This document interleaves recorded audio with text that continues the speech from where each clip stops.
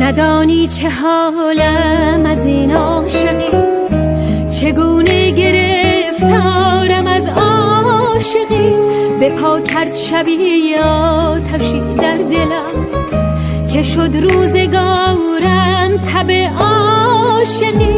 نجاتم بده من رها نیستم، تو را لحظه ای من جدا نیستم. ندانم چه شد جان آوارم، ندانم کجایم چم کیستم.